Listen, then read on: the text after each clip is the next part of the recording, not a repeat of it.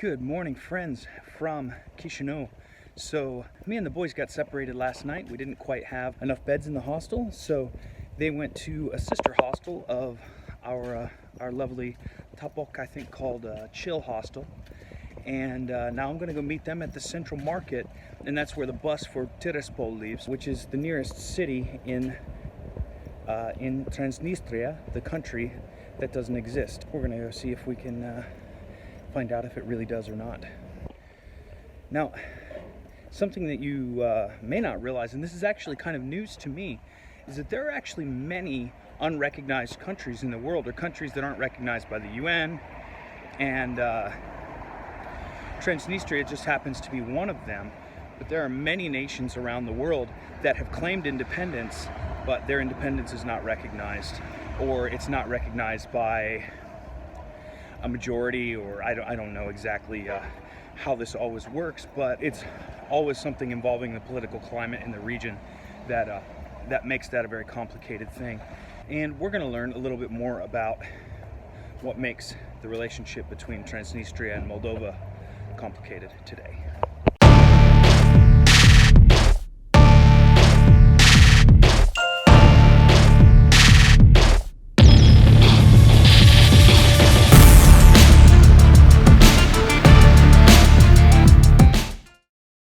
So we're here in Tiraspol, in the country that does not exist, and it is really nice. I'm really surprised at how good the infrastructure appears, and how, I'm gonna get hit by a car, and how much commerce is happening. We're here on a Sunday, and busy market is right behind me, and it looks gorgeous. It's very organized and clean. Not that that's always a measure of a place, but so far I just have to say I'm impressed. So the boys are getting coffee. I can't drink coffee from a machine like that, you know that. But we're gonna go find our hotel and get settled in.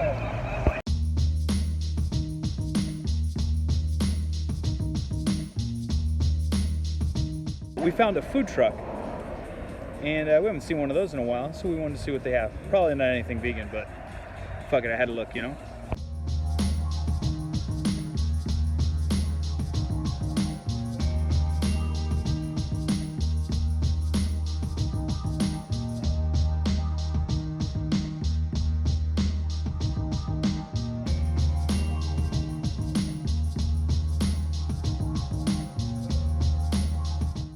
What's up, guys? So I'm outside of Chisinau, and this is our hostel owner recommended this place as a place that has some vegan options, and it's also traditional Moldovan food. So so it should be a nice little dinner for us. I'm absolutely starving, so I might be skewed on how good I think it is. But yeah, we're gonna have a look inside here and get something to eat, and hopefully find some delicious vegan treats.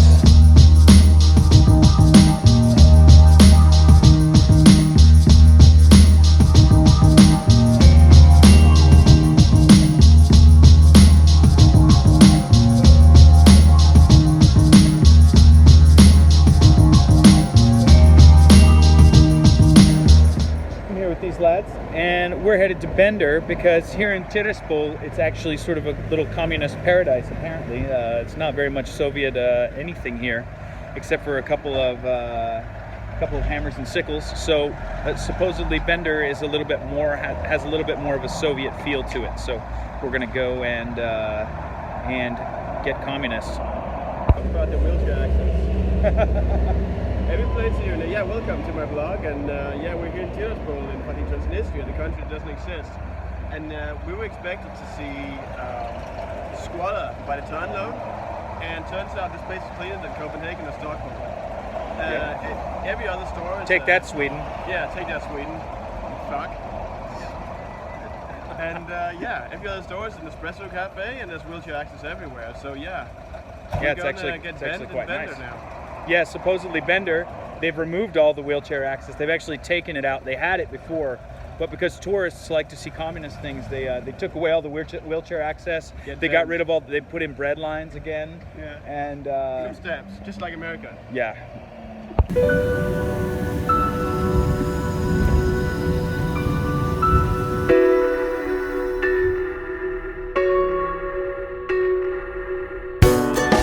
All right, so just as we got off the bus in Bender, we found a little market, and I'm very interested to see what a communist market looks like.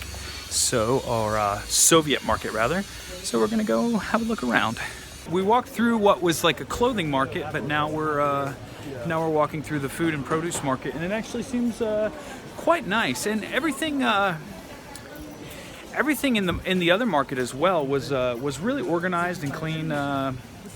Look like mostly kind of like Chinese reproduction things, but in here it looks like there's a great deal of abundance. This doesn't look very Soviet at all, I'd say. I think that we've learned that this Soviet experience doesn't actually really exist here, but it's something that's sort of sold by the tourism board or not sold by the tourism board, but it's something that tourists expect to see. So the tourism board sort of advertises this thing that's not really a reality here any longer. People here are really prosperous, and it's prosperous, and actually seems like the people here are more prosperous than the people living in Moldova, at least from what we've experienced so far. Wouldn't you say, Jack? To the point where it'd be easier to find Hillary's emails than it would be to find squalor or communism in this place. Thanks. That's all for me. Back Very to you, true. Jack. Okay, ladies and gents, so we've just stepped inside the hall, and this is kind of where I guess a lot of the like kind of meats, butcher shops, and fish and things like that would be. And this does have a distinctly different feel. And now I wouldn't say that it feels, I don't know, anything Soviet. Because there's a lot of commerce going on here, but it does have a kind of distinct feel. Oh, I love mushrooms. Oh, she's got some really nice mushrooms there, and oh. Wow, those are beautiful. Wow. Wow. Eating this fucking aubergine burrito filled with sauerkraut. Yeah? Mm-hmm. Yeah, good? Mm-hmm. Pyszne.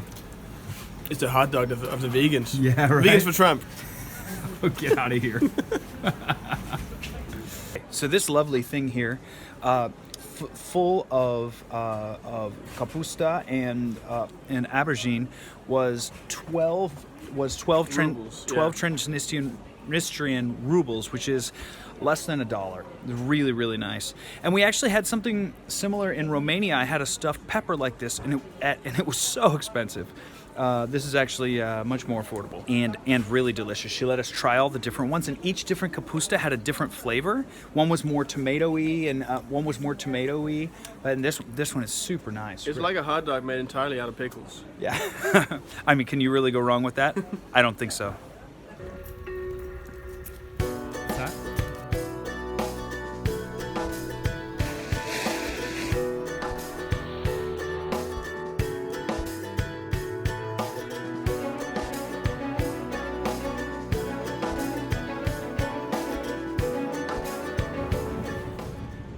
You have to admit, Lenin doesn't have a very trustable face. Now, Stalin, on the other hand, he had a beautiful mustache. I feel like if you started telling me something, I'd be like, yeah, man, maybe you have a point. This dude, not so much. He doesn't look trustworthy.